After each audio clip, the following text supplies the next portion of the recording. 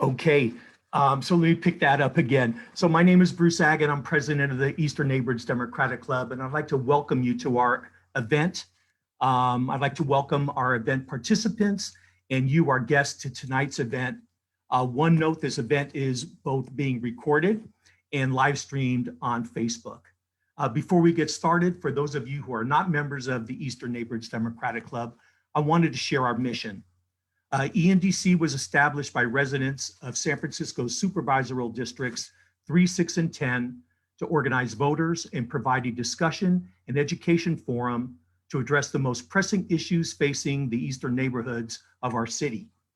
ENDC will provide a democratic political voice to advocate a urbanist equity platform with the goals of keeping current residents and families in San Francisco while welcoming newcomers. We will focus on issues related to public safety, the environment, affordable housing, transportation, education, open space, workforce opportunities, small business, and social justice.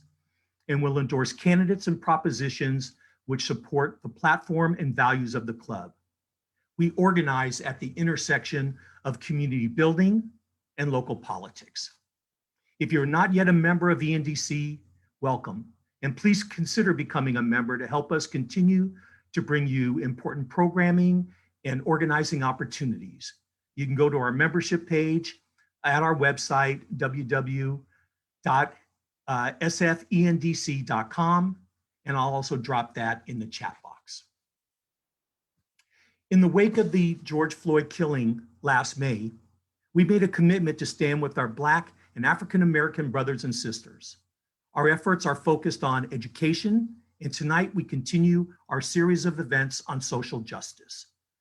Tonight's program focuses on health and healthcare inequities, and we are honored to have an expert group of panelists, both local and from across the country, with us tonight.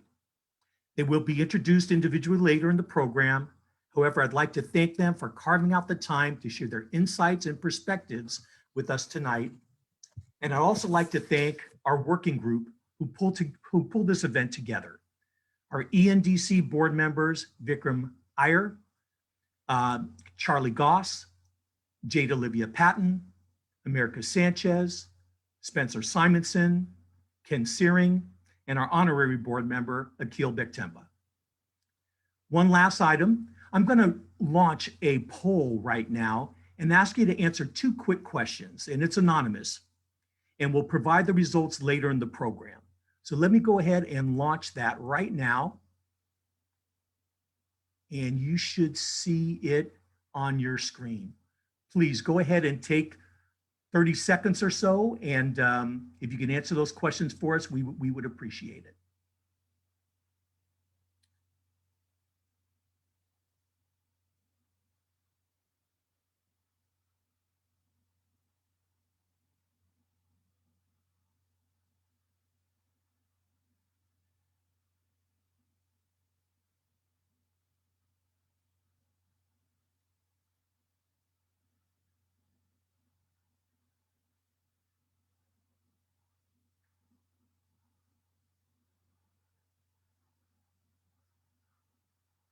Okay, great, everybody.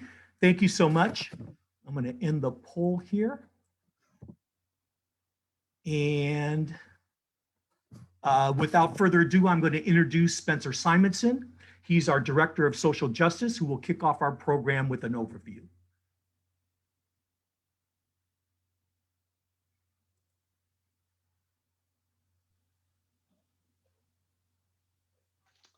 Thanks for that introduction there, Bruce. So tonight's event is part of a series that ENDC is putting on about social justice reform, as Bruce mentioned.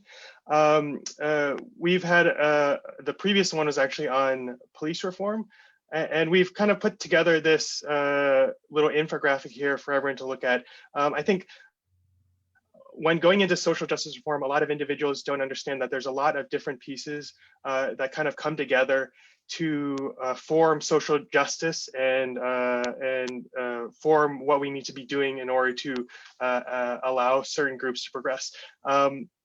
So like I mentioned, the previous one that ENDC threw last year The event was on police reform. Today, we're going to be doing health reform. And so you can kind of see some of the pieces that intertwine and intermingle with health reform. So in this case, housing justice, food justice, all these actually play into health reform and social justice as a whole. And so by food, we kind of talk about, what access to healthy food do individuals have. Housing kind of plays into food as well as into health. So housing justice would play into what options there are for individuals who are looking to have good, sustainable, as well as healthy foods for themselves and for their families. Housing might play into what local healthcare services are available for individuals when they're kind of looking for doctors or looking for other access to healthcare. And so all these different pieces are interconnected. ENDC will be talking about a lot of these other different pillars of social justice reform. And we're going to be talking a lot about how these different pillars impact underprivileged and underserved communities in San Francisco and nationwide as well. And so I hope everyone stays tuned to kind of see how all these connect together. And at the beginning of every meeting, we will be talking about how the topic at hand actually connects with the other ones nearby. And some of these connections, we're only kind of listing a few of them. And so there's a lot of connections here that we might not see, that others see as well. And we're also going to be releasing this infographic for members of ENDC so that they can kind of take a look and look at the connections as we continue this series. So with that, I want to pass it over to America, and she's going to kind of talk about the last series that was done, and then the next series coming up.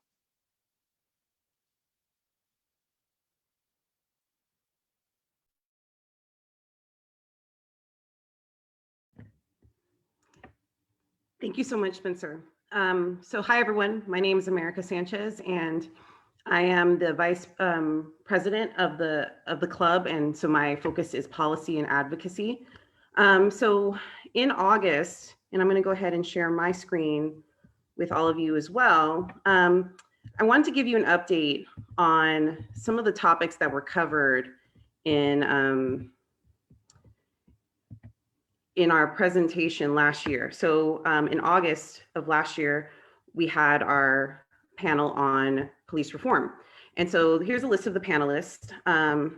Some individuals you may know, and they're all local to San Francisco. So we had Chief of Police, Chief William Scott. We had District Attorney Chesa Boudin. We had the Chief of Staff for the Department of Police Accountability, Sarah Hawkins, Police Commissioner Cindy Elias.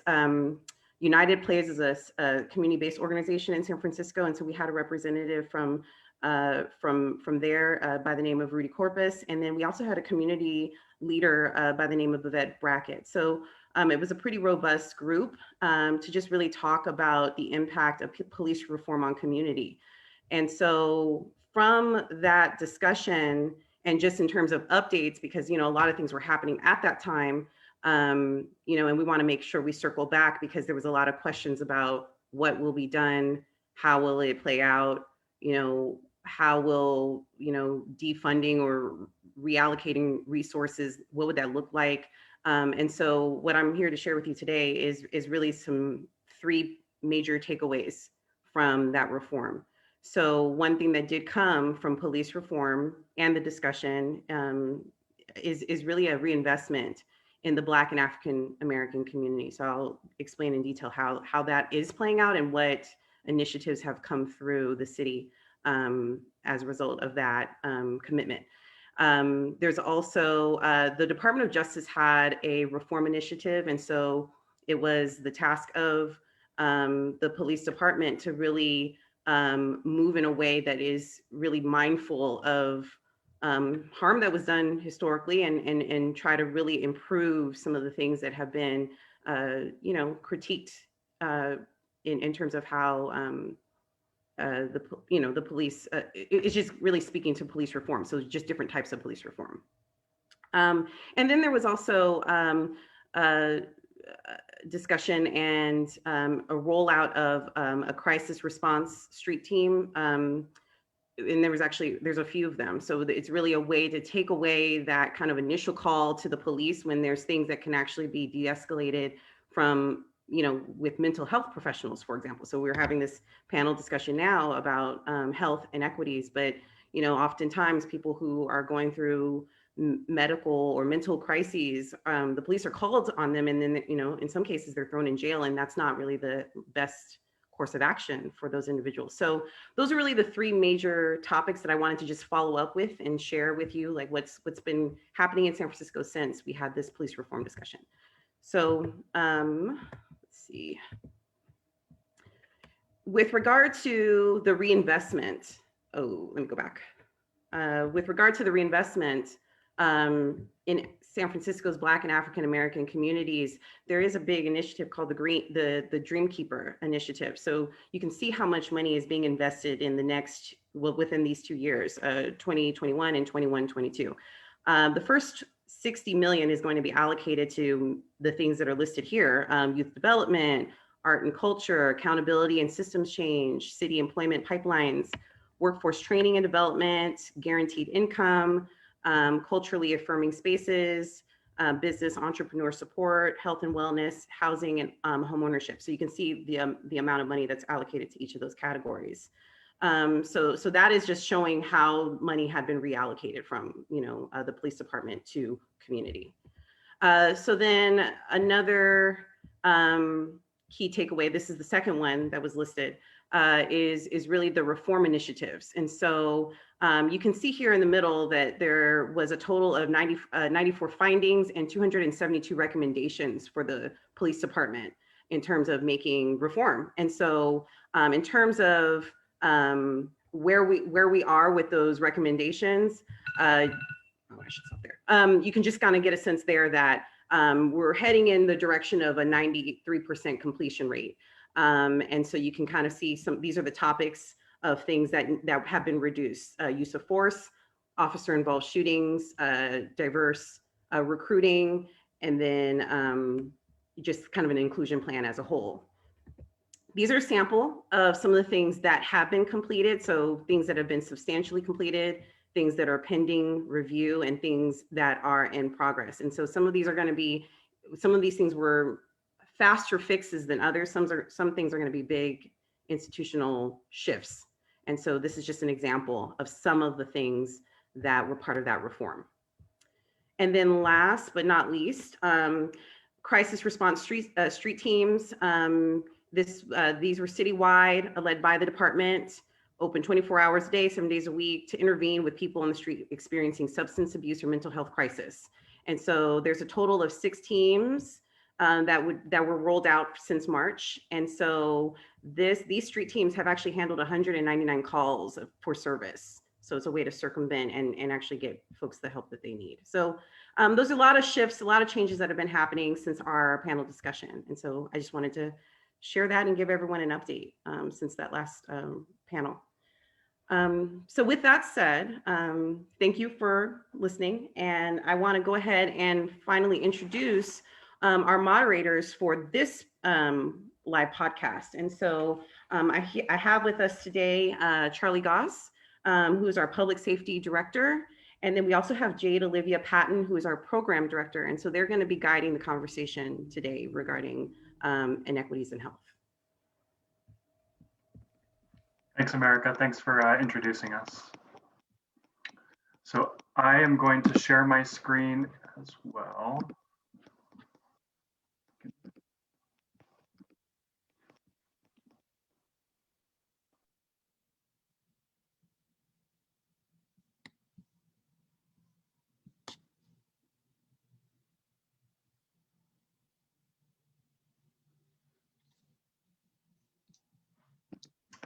Okay, everybody, thanks for being with us today. We wanted to provide some context and give you some quick data from the city and county of San Francisco to set the stage about our local public health. There's a lot of statistics out there and we don't want to inundate you, but we thought it would be helpful to communicate a few following core facts about San Francisco. One is that San Francisco has massive income inequality, some of the worst in the world. And unfortunately, you can see how that plays out on this slide. The next is that low income communities tend to have more obstacles to health, and they tend to have worse health outcomes than their wealthier neighbors. And the last is that the red areas are medically underserved areas. So the third point is that generally speaking, San Francisco's low income census tracts have less access to healthcare and other resources to improve their health. So this is a serious and important issue, but we've got an excellent panel here today, and I will allow Jade Olivia to begin to introduce our panel. Thank you so much to America for the introduction of myself and Charlie, and thank you so much, Charlie, for kicking us off and grounding us in those facts. And thank you to all of you who are here, our podcast participants, and those of you who have tuned in to really be a part of this enriching conversation that we're getting ready to have. So first, I would like to start off by introducing Akil Bektemba. Akil is the president and CEO of Vanguard Consulting Group, LLC, operating out of Atlanta, Georgia. He has worked for over 20 years in workforce development and training programs that primarily focus on underserved populations and at-risk youth.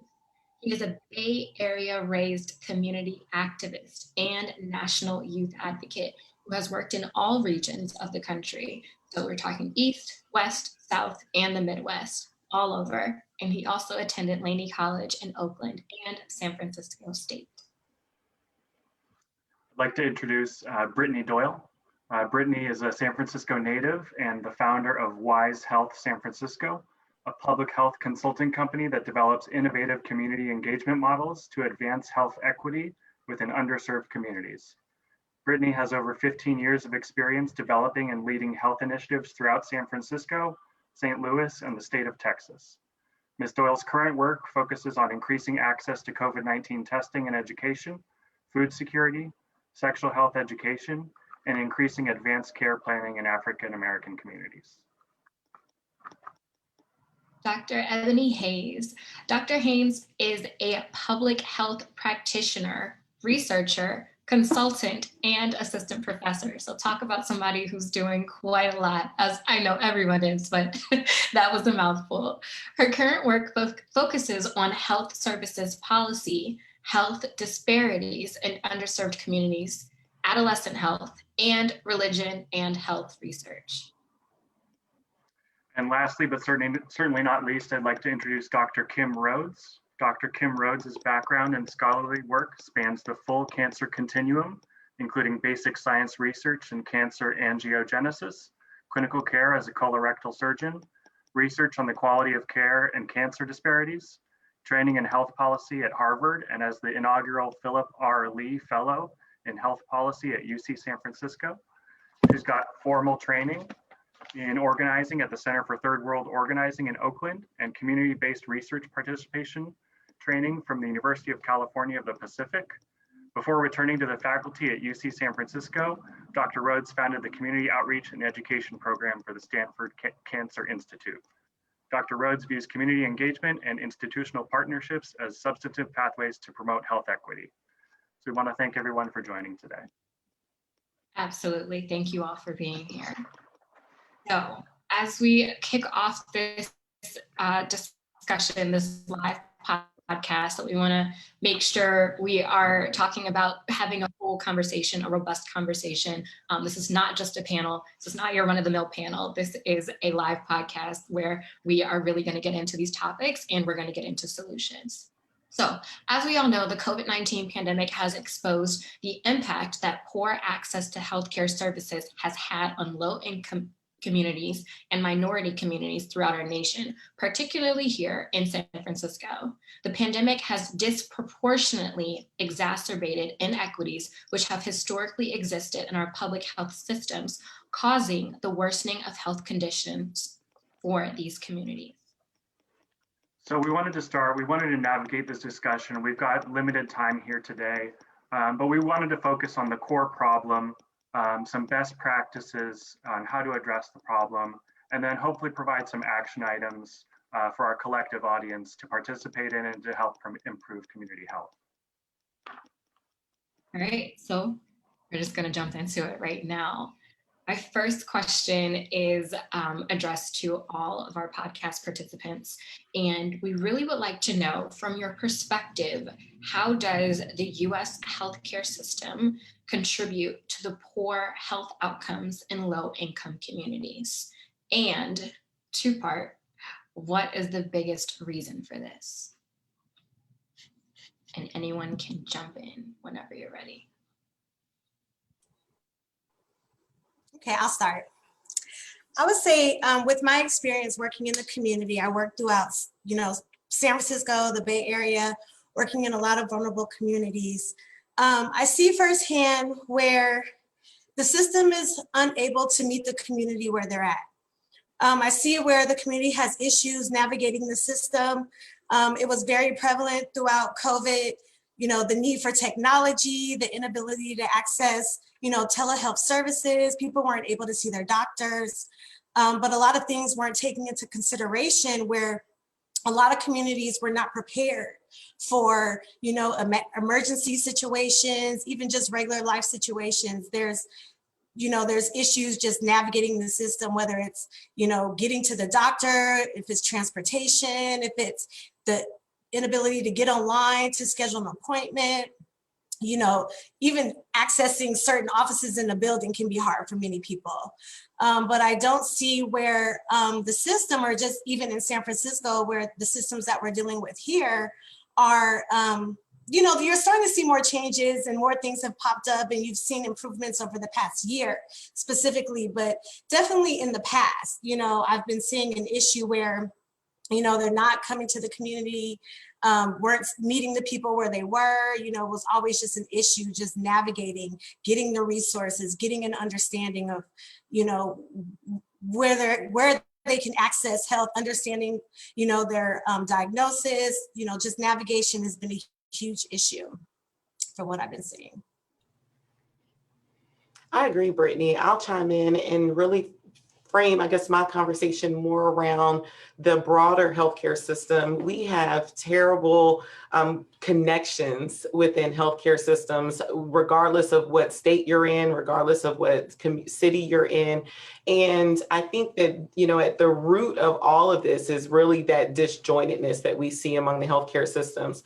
Whether we're talking about, an individual not having what we call a medical home, someone that they go see whenever they need to go to the doctor, what we might know as a primary care provider. Many individuals do not have a medical home. And so when you are not connected at the most basic level at your primary care doc level, then it really makes it more difficult for you to access other systems when you might need additional care.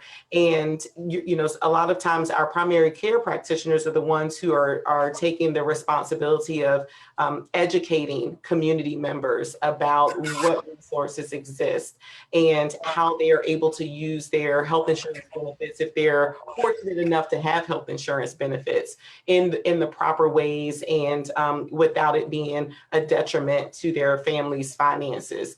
And so when you have individuals who aren't connected at that core level, but then you also have healthcare systems that don't communicate with each other. We have the healthcare system and the physical health system and the mental health system that don't communicate with each other very well. Then it creates this exacerbation of the problems that we've seen, particularly in this COVID-19 environment.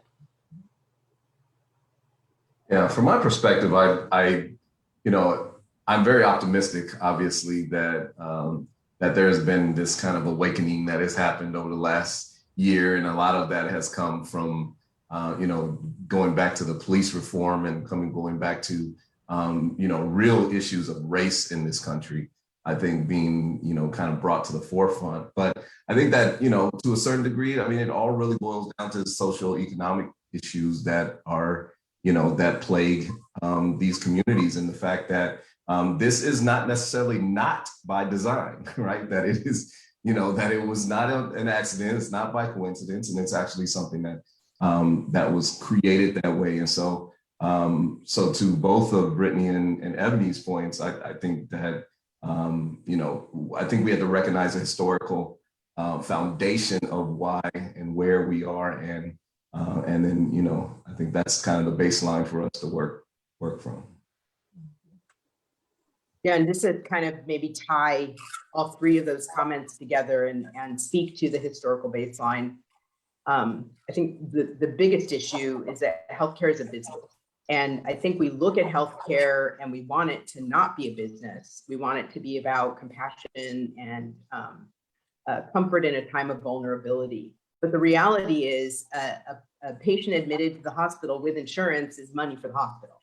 And we've become really, as a society, as I say, really willing to undergo, sort of high-end, very invasive kinds of therapies in order to treat and cure things, which are very expensive, and less there's less appeal to public health kinds of intervention. And so what that means is that we have a huge investment in people being sick, which is a lot of money going into a healthcare delivery system and very little money going into public health systems. And I think what COVID actually showed us was that our underinvestment in public health was the thing that was actually going to kill the healthcare system. And I think it exposed how much the two things need each other. But unfortunately, we are at this point, where we are, where healthcare is a business. And I'm a pretty optimistic person in general, but I'm a little bit pessimistic about whether or not healthcare has learned a lesson, particularly in California, because our hospitals did not get overrun for the most part, at least in Northern California, by COVID. Had that happened and we were to see some collapse of effectively financial institutions, then there might be some different outcome on the other side. I think when we're done here, we're going to go back to underfunding public health and continuing to pander to the business that is healthcare. Thank you for that. In planning this panel, we've talked a lot about sort of the role of institutional racism and the role of our public healthcare system, and the way that contributes to health inequities. So I'm wondering if we can maybe start from hearing one best practice from each of you all. We have panelists from across the country. How do you most effectively deal with kind of historical inequities that can't be unpacked or unrolled, overnight? Well, I guess I can start with I'm working on a project right now with UCSF here in San Francisco, where they're looking to start the conversations around like truth and reconciliation and starting to mend, building the trust within communities, because you're dealing with a lot of mistrust from the African-American communities. And so starting that conversation to address what's happened in the past, acknowledging it, acknowledging, what's been happening generationally throughout people's families. There's a lot of medical mistrust that's generational, and, starting to address these things by engaging the community more, being more present, having more medical leaders in the community that reflect the community. But starting to, to mend what's been broken in the past, I think that's a good start. But really just having that conversation and letting communities start speaking their truth about what they've experienced medically, and having doctors present to actually hear, what's been happening in the communities over the past. I love that, Brittany, because I was actually right in line with that in my thinking. I was going to say that, and thinking back how the presentation earlier with the connection and the fact that health is definitely a part of social justice reform, right? And it should be part of the movement and not a separate piece of the puzzle. And you said it, history, and I think it's imperative that we raise the cultural competency of all current and future healthcare providers. And hopefully it ensures that we address the reasons why people, like you said, of color distrust healthcare and healthcare systems across the board. I'll piggyback off of what Akil just mentioned and also kind of rope in the discussion that kind of kicked off this panel where you had the infographic that showed all of those connections. And in the public health space, we like to call that the social determinants of health. So all of those nodes that were in that infographic represent one of the social determinants. And one thing that, you know, is hard sometimes for us to wrap our minds around because we feel like the problems are so big and we don't know where to start. And it seems like wherever you start is not going to be sufficient. But one of the things that we know in public health is that education is everything. Educational outcomes influence health outcomes. And so where you have individuals who are more educated, and granted, some people do struggle with understanding the healthcare system, even if you have a college degree, but at least you have a more fundamental understanding of how you take care of your health in general, how you access systems, how you navigate those systems. But in order for you to get there, you have to have some level of literacy, just basic literacy. And so one of the things that I think that we really need to invest a lot more in as a country is really looking at how we make improvements to our public education system to make sure that individuals have that baseline understanding that's going to allow them to understand the connections, not just between my dietary behavior and my physical health outcomes, but also to be able to wrap my head around, you know, who should I call if I have a particular issue? How do I make sure that my family is healthy? How do I ensure, because now I have a higher level of education, I'm securing a job that offers medical benefits. And I understand how to read the benefits package to understand which health plan I should select. All of those elements are so important, but the foundation is that basic education that so many people in our country are lacking. I'm going to continue on my tirade against systems because I like to say, you know, disparities are a population level problem. That means the solutions are system level solutions. Individual level solutions do really matter, but I think if we shift systems, we can actually shift outcomes. So one big thing I would say is, first of all, disconnect insurance from employment. That's the start, because if you can't get a job and therefore you can't get health insurance, right? It's like a spiral. It's kind of, it feeds itself. And then on the system side, I think one of the things that would really be helpful is if we shifted reimbursement to hospitals for generating wellness, rather than paying them more if people are sick. I don't know if people are aware, but the coding system, the billing and coding system inside the hospital actually rewards the hospital if the person stays longer and is sicker. So the idea is that, oh, you had increased costs because the person was sicker. So if the person has insurance, and the hospital actually gets paid more than if things go smoothly and the person goes home and they don't have any comorbid illnesses or complications. So right now, our system is incentivized for people to be sick. And so I think we have to dismantle that. And that helps to start to create a system that will be receptive to people who are now educated and health literate and are asking for things, right? Right now, our system is not responsive to that. So even if we shift what individuals are able to do, we're still dealing with a system that is relatively unresponsive in how it should meet those people, not geographically where they are, but in terms of their ability to navigate the system. Can I just cut in really quickly? That is new for me. I am kind of mind blown hearing that. So could you just repeat that one portion? You said dismantling incentives for, is it hospitals or just healthcare systems in general for their patients? Could you say that one more time for me? Yeah, it's hospitals. I mean, the place where revenue is generated in healthcare is inside the hospital. And that's why if you think about it, I mean, for me, I sort of think we should be, you know, I know we'll get to representation question, but if we're getting people ready to work in some industry, it's healthcare. Because when the economy goes bad and people lose their jobs, people get sick, and guess what? Healthcare continues to accelerate in terms of its ability to generate revenue. So what I'm saying is that hospitals are incentivized for people to be sick. I'll give the example of doing a laparoscopic cholecystectomy, taking out a gallbladder. So if the person has no other illnesses and the gallbladder comes out quickly and easily and the recovery is fast and the person goes home in 2 days, the hospital actually gets less revenue than if you made a little mistake and you have a bile leak and the person has to go to the ICU for a couple of days and they have high blood pressure and they have kidney disease.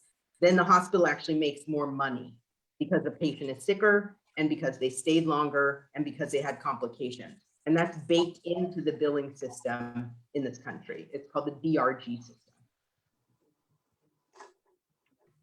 And can I ask a question? Because that I'm blown away too by that. But I think kind of related to the fact that in poorer communities, the healthcare system is not as I don't know what the word, not as good, let's just say, as in other communities, right? And so it's kind of pay to play. If you're in a rich community, you are going to get great healthcare because they're going to have the best of services. So what you just said to me seems like the poorer communities get it even worse, because not only are they dealing with maybe inadequacies with the healthcare itself, but they can't afford to be there in a lot of times in the first place. So that kind of situation or scenario you just detailed puts that person further into either bankruptcy or into debt or those kind of things, which makes the situation even worse for them. So it's kind of a cycle that I'm hearing you say that is much worse than I even thought.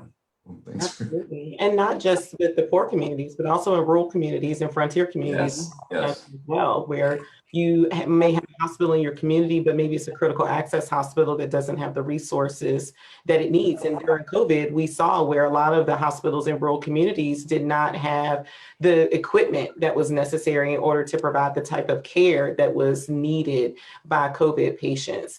And so when we think about, reforming the system, and I absolutely believe we have to reform the system for our economy, for the health of our economy, not just for the health of our people, we're really going to have to take a very critical look at some of those issues that have been polarizing politically. When we think about, topics like Medicare for all, right? It's a very polarizing topic. But when you look at the Medicare program's ability to control costs and to ensure that individuals who are receiving Medicare benefits are able to see the doctor whenever they need to see the doctor, receive the type of care that they need. And I mean comprehensive care, transportation to medical visits, wellness, things. I know my mother, when she got on Medicare, she got a Fitbit, and you would have thought it was the best thing since sliced bread, right? But there's this recognition that we need to keep you healthy, and let's do the things that are necessary to keep you healthy. We have to start working collaboratively. Policymakers in all of these sectors have to start working collaboratively together to come up with a solution. Otherwise, we're going to be in this same predicament decade after decade, and all of us are going to lose out, regardless of whether you're working, whether you're not working, whether you have insurance, whether you don't have insurance. All of us are going to be losers in this, and so we have to start that work now.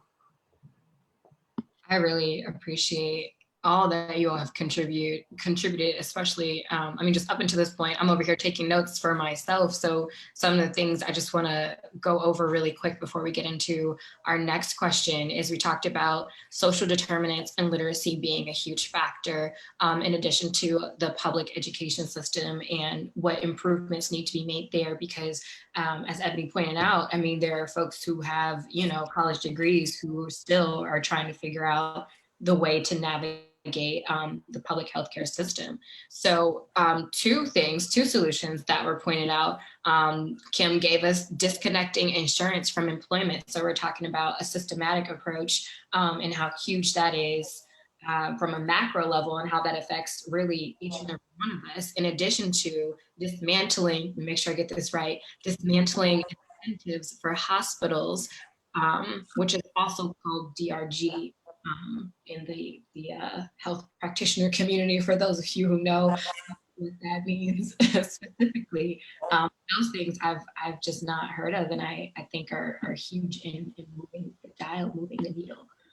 So in that same vein, we have also talked about limited access to healthcare resources, including looking at like language, messaging, and communication barriers that impact public health in underserved communities specifically. So how does limited access to these healthcare resources impact communities? And then how is information disseminated in culturally appropriate ways? I don't know if any of you have examples of those that we could point to that are great examples of examples, yes, that we could examine in things that we can think about when we see them, or maybe hear a commercial or see an ad or something like that. And anybody can go ahead. I think Akil touched on something earlier in one of his comments when he mentioned cultural competence. And I think so often people, they talk about cultural competence, but when it comes to doing the real work of ensuring that their staff is culturally competent, then that becomes a huge challenge, especially if the leaders are not culturally competent themselves. And so one of the things that I think that we need to definitely focus on is developing that culturally competent healthcare system and group of providers across the board, regardless of where you work in the healthcare system. There should be some basic education that you receive about how you work with individuals of diverse backgrounds. What are some of the things that are important to them? What are some of those things that you need to make sure that you're incorporating into your handouts, your ads, your commercials, all of the interactions that you have with those individuals? How do you make sure that individuals who are not literate understand the materials that you're sending home with them? And thinking about, maybe instead of providing printed instructions with all of this written text, typewritten text on it, maybe we need to provide materials with graphics, so that people know in the morning you take two pills, and in the evening you take 2 pills, and use visuals to convey that information to people. Those things go a long way to helping communities stay healthy. And we also have to and do some things that some of these agencies, like the Food and Drug Administration, for example, right now they're engaged in a number of efforts to make sure that their employees are receiving training on bias and how bias has an opportunity to enter into your health communications that you're developing, regardless of what office you're in within FDA. They've developed training and have rolled out training to their staff agency-wide on cultural competency and what that looks like when you are doing you are doing inspections, or if you are developing notices that go out on the FDA's website or into communities. And so those things make a huge difference. And you don't have to be a federal agency to implement those initiatives. You can be a hospital, you can be a local community health center. And often I think that we should probably look more to what our community health centers are doing in terms of developing and implementing culturally competent practices, because they are oftentimes the ones who are working directly with those communities of color and under-resourced communities and doing the work the way it should be done. So I thank you, Akil, for highlighting that need for cultural competency. And I think it just needs to be all throughout the healthcare system, not just in hospitals, not just in doctor's offices, but throughout. Yeah, and I think it has to be done for real too. It can't be surface. It can't be, a McDonald's commercial on what the neighborhood looks like. It has to be real. And we talk about, Jay Olivia in her opening talked about how COVID-19 exacerbated the situation. Well, part of what I've been approached on quite a few instances since the vaccine has come out by some health systems and some doctors, why, it's available, why we can't get, people of color, why we can't get, communities of color to take the vaccine. And it, falls directly into what we're talking about. I think that having a really good outreach strategy is important, because it's kind of pointless to have programs if the information is not going to get to the people. Like if you're not marketing the right way, sometimes it takes going to knock on people's doors, flyering, getting out there on the corners, and really like getting into the trenches to make sure that the people that you're trying to reach has access to the information. And you can't just like post it on Facebook or send like a newsletter and expect people to read it. Like you really got to go out there and like talk to the people and pass out the flyers. And then, on top of that, like relationships are really important, because if you're going to look and, reach communities, you have to have relationships with the organizations that already are in the trenches, that's already working with the people, that already has access to the people. And oftentimes you can, get your program through them to access the people. But, ensuring that, that you have those right relationships, and that can also speak on your behalf to the community. And then, your outreach strategy. And just like Dr. Haynes was saying, like when you pass out the flyer has to be, or, whatever, the marketing, whatever you do, it has to be reflective of the community. The language has to be right. It can't be a lot of words. You got to have pictures on there that look like the people that you're trying to reach. There has to be certain, methods in place. You can't just assume that people are going to come out because, it's, a big entity or whoever, but, you have to really get out there and convince those people that, yes, you need to come get this blood pressure check, because you deal with people that don't even care about their health anyway. So, you got to do a lot of convincing to get them to come out and access these good resources. And San Francisco has a lot of good resources, a lot. So, there's no excuse, but it really is the outreach strategy and getting that information out there. Yeah, it sounds like just to echo the importance of relationships. If you think about your own personal relationships, the ones that you've had over long periods of time are the ones where you have trust, even if weird things happen in between. You're like, well, I've known that person for a long time, so that one I'm just gonna, hang up. But so I like to say trust builds at the pace of the relationship. And so being out in the community is really kind of turning our traditional model on its ear. And it's effectively saying, like, I'm willing to do the work, like to reach people that otherwise would be sort of categorized as hard to reach. I would say they're hard to reach because you're not really trying hard. Like you're not willing to shift what you're doing. And I don't know, for me, I'm not sure. I always like to say, like, I don't know if I'm competent in my own culture. Like, is there a way, like, what do you have to score on the test to be culturally competent? Do you need a 95 or is a 90 okay? Right. So the question is, how do you begin to see yourself as part of something larger than just like, I'm the institution, but rather I'm a human being with something that I'm bringing to the table that is like a specific kind of knowledge.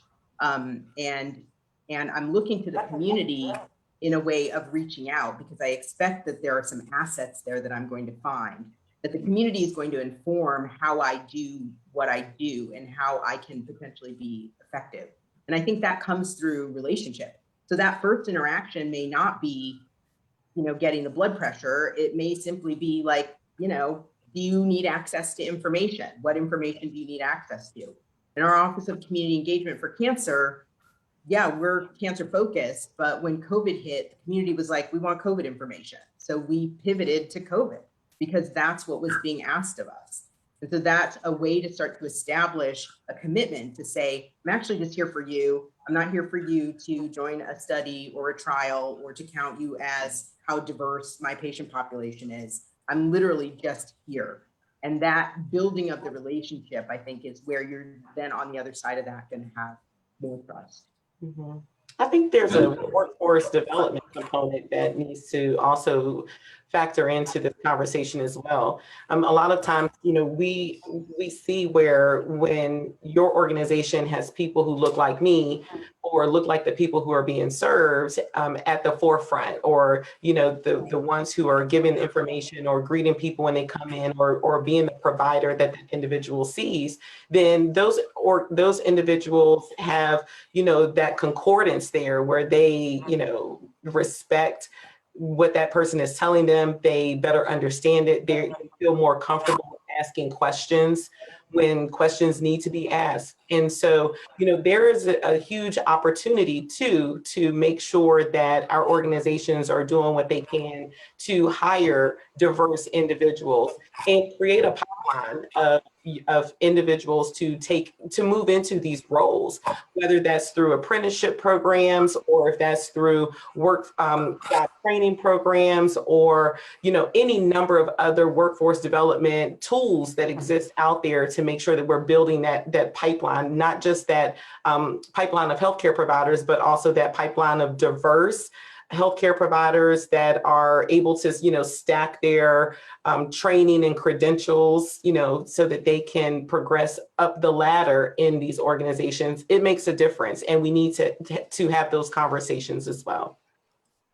I think that, and I know, Charlie, you're moving on to another question, or we're getting close to the end, but I think that there's an important point that you guys are really making about the relationship piece.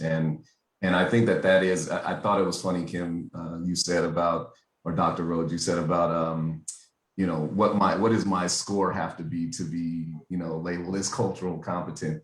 I don't think that that's it. I think that you're not going to catch up 400 years of why we are feeling what we, you know, in a seminar or in a workshop, right?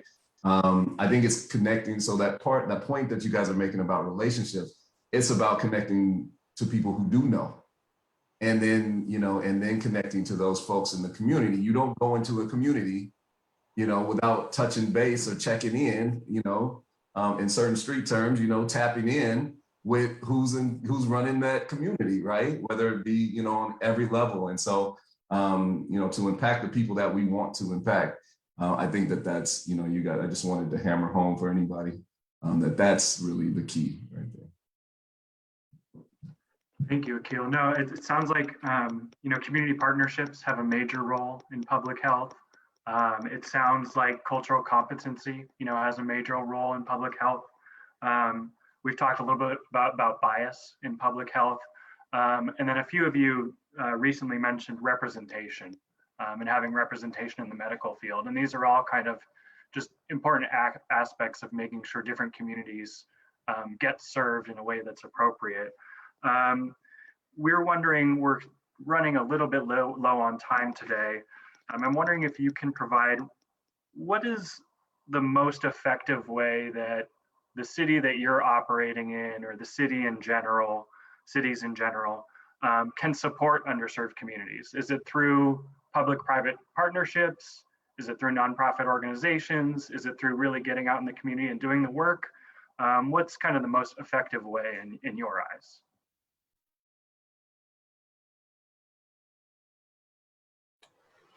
I would.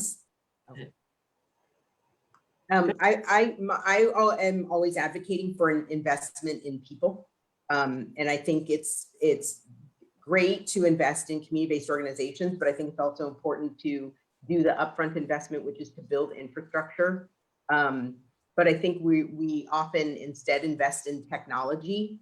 And so I think if there's a way for us to begin to value the way, as just kind of was just talked about, how humans can reach each other, and how even if you couldn't reach a person directly, you can reach them through other you know, trusted folks in the community, credible messengers, the local griot, whatever, that we need to actually invest in those kinds of relationships. And I think, you know, at least for UCSF, I like to say, now that we're in Mission Bay, we are embedded in the community that was there before us. Why is the community not embedded in us? Because if there were that exchange, it would shift how we're perceived. It would actually shift. It's sort of that thing about people who know each other's names behave differently around each other. than people who don't know each other. So I would say that we need to actually invest in the community and invest in our capacity and reward the ability to develop institutional partnerships and long-term relationships. Absolutely. I think Dr. Rose really hit that nail on the head. I was thinking along the same lines in that I think we need to start having conversations about what we value, right? So when we start talking about what we value, then we can kind of shed some of these labels that we all hold and sometimes that divide us. And prevent us from having those conversations that are really going to be necessary in order for us to turn this healthcare system around and really start providing the resources and serving the needs of people. And I think, one of your hometown heroes, Dr. Nadine Burke-Harris, the work that she's been doing and advocating as it relates to, going back and looking at traumas and how those traumas impact communities. Do we value, people being able to come through, traumatic situations, generational traumas, and be healthy and move toward a healthy lifestyle? And do we value people being healthy? Which people do we value being healthy, right? If we start having those very honest conversations and look at, how our healthcare system has answered those questions, how our society has answered those questions historically, then we can start kind of bridging that divide, because it is a huge gap there. And I think it is going to require us to have those very hard but very needed conversations about values, so that we can get to those real discussions about, okay, well, how do we meet those needs? If that's what we say we value, then how do we get there?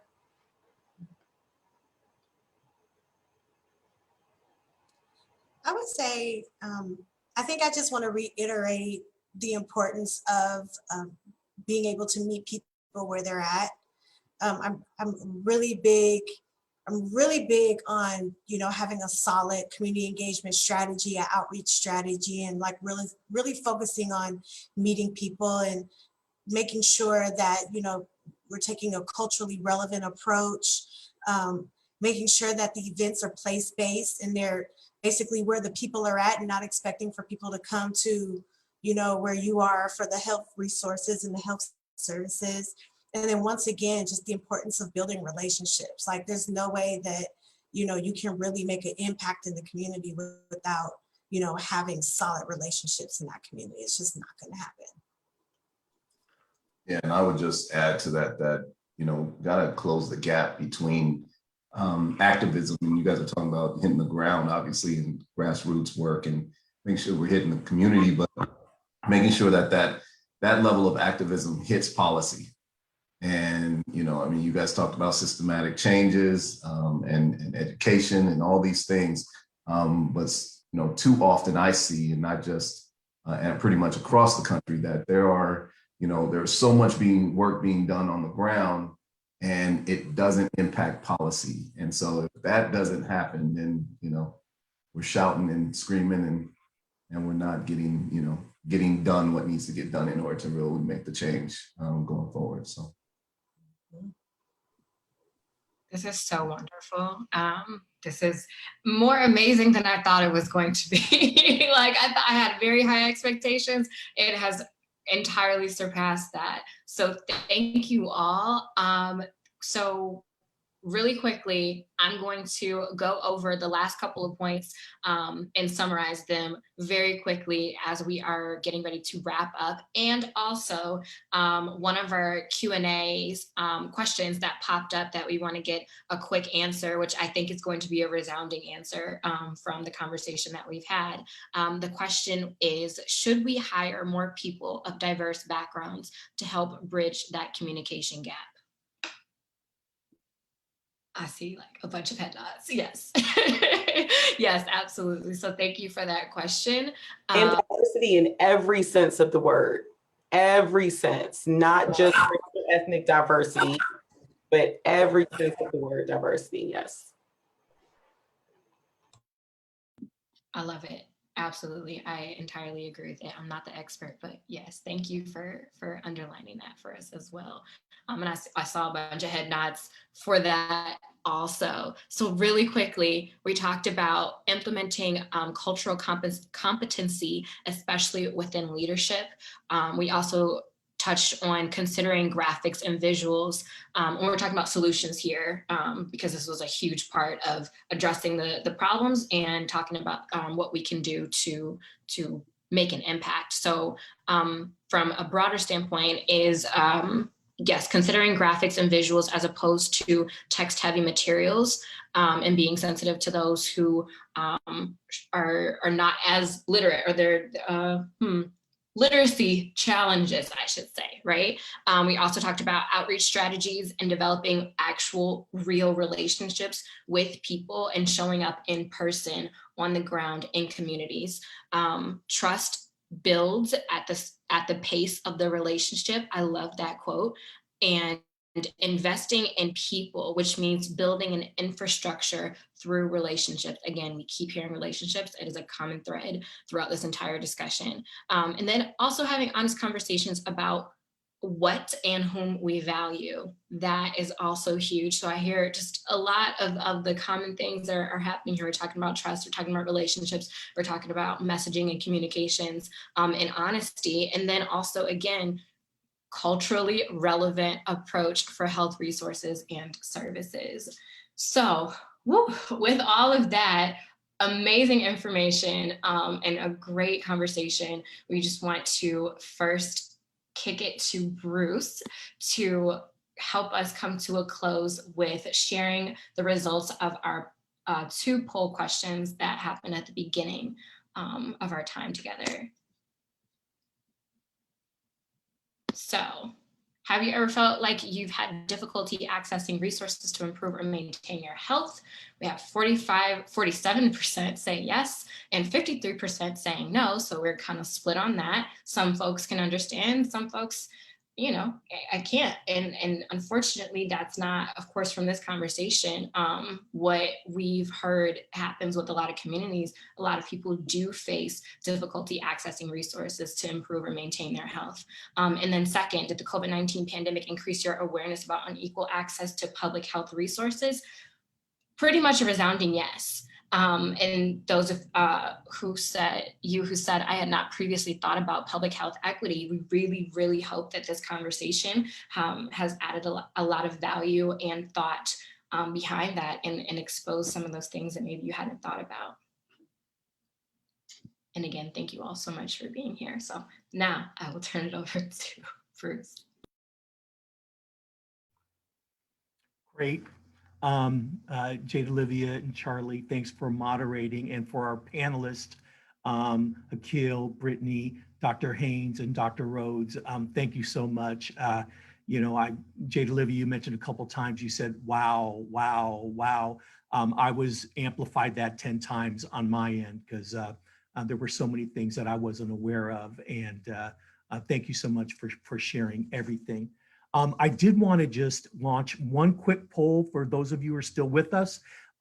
We are committed to a series of panels and around social justice, and we'd like to get your insights of what's most important for you for our next.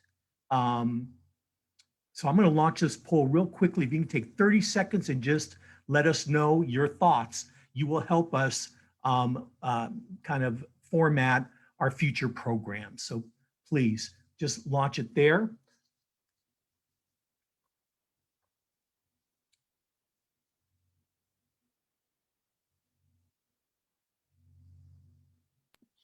Bruce, this is really hard to answer just one. It's really hard because they're all important. That's why we had to highlight most interest to you. So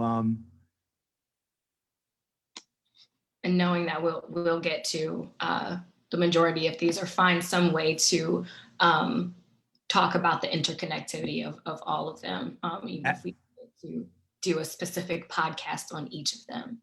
Absolutely, that's what our commitment is. Our commitment over the next time period is to get to each one of these. Okay. Just about there, another 2 seconds. If you haven't voted yet, please vote. Okay, great. Thank you so much, everybody.